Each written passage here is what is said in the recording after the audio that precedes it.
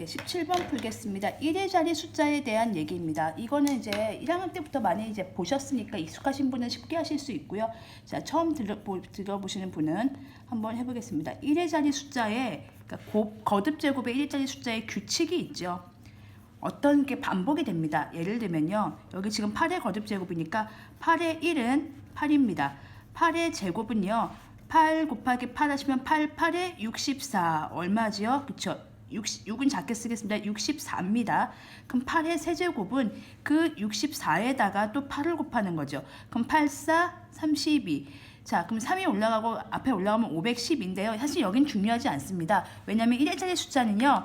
맨 끝에 있는 것들끼리 곱했을 때 1의 자리가 1의 자리가 되는 겁니다. 나머지 받아 올림이 생기는 부분은 다 앞으로 가서 앞이 복잡해질 뿐 1의 자리는 맨 끝에 있는 1의 자리끼리 곱한 것의 1의 자리 숫자랑 똑같습니다. 그래서 여기는 512, 그러니까 8, 8에 64, 8, 4, 32 이게 중요한 거죠. 그럼 여긴 그 다음에 뭘까요? 8의 4제곱은 끝에가 무조건 6으로 끝나겠죠. 해보겠습니다. 512 곱하기 또 8을 하는 거니까 8이 16. 앞으로 올라가는 건 별로 중요하지 않습니다. 이렇게. 그러니까 4096 받아 올림이 있는 거니까. 그러면 규칙이 언제는 보일까요? 이제 보입니다. 8의 5제곱을 하는 순간 끝에가 8, 6에 48 다시 반복되는 거죠. 그러니까 4096에다가 또 곱하기 8을 하시면 8, 6에 48 이렇게 되는 거죠. 물론 8, 9, 70이니까 76이고 8, 30 이렇게 되겠죠. 3, 2, 7, 6, 8 이렇게 되는데 앞에 건 중요하지 않아요. 그럼 여기다가 또 8을 곱하면 다시 8, 8에 64가 되는 거죠. 그래서 규칙을 보시면 그러니까 8의 5제곱이 이쪽인 거죠.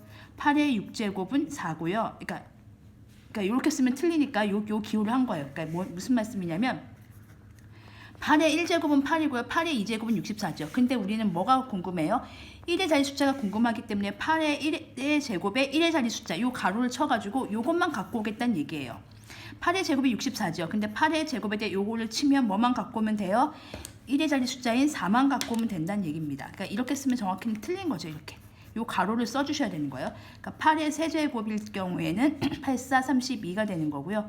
8의 4제곱일 경우에는 8이 16 되는 거죠. 그러면 다시 8의 5제곱일 땐 다시 뭐가 되는 거예요? 8이 되는 거죠. 4, 2, 6 이게 반복되는 거예요. 그래서 정리를 하면 1의 자리 숫자가 8, 4, 2, 6이 반복되는데 8의 1제곱, 8의 2제곱, 8의 3제곱, 8의 4제곱 이거고요. 8의 5제곱도 8이고요. 8의 6제곱, 8의 7제곱, 8의 8제곱 이렇게 4개씩 반복되는 거죠.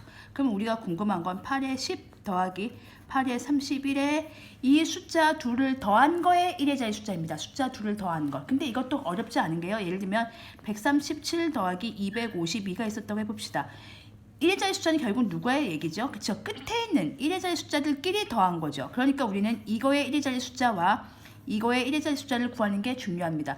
8의 10은요. 8, 9, 10 보시면 알겠지만 얼마입니까? 8의 10은 끝날 때 뭐가 있고요. 맨 끝에가 4로 끝나는 숫자인 거고요. 8의 31은 뭐 해보죠. 31 나누기 4 하면 7, 4, 28이고 3개가 남으니까 하나, 둘, 셋 2로 끝나겠네요. 끝에가 2로 끝납니다. 이 둘을 더하면 앞에는 뭐 전혀 신경 안 쓰셔도 돼요. 맨 뒤에 1의 자리 숫자만 보시면 되니까 6으로 끝납니다. 그래서 둘을 더한 거에 1의 자리 숫자는 얼마입니까? 6 이렇게 써주시면 되겠습니다. 그래서 이거는 이제 아시는 분들은 간단하게 8, 4, 2, 6만 딱 보시고 이게 규칙이 있으니까 나눠서 바로 얘는 4고 얘는 2니까 둘이 더하면 6 답 쓰고 지나가시면 돼요. 한 30초면 정말 다 푸실 수 있는 문제고요. 이제 처음 보시는 분들이 위해서 길게 설명을 드렸지만 익숙해지시면 그러니까 우리가 유한소수 같은 거 할 때 아니면 중학교 1학년 때 할 때도 많이 했던 거라서 그 연습이 되어 있으신 분들은 빠르게 푸실 수 있으실 겁니다.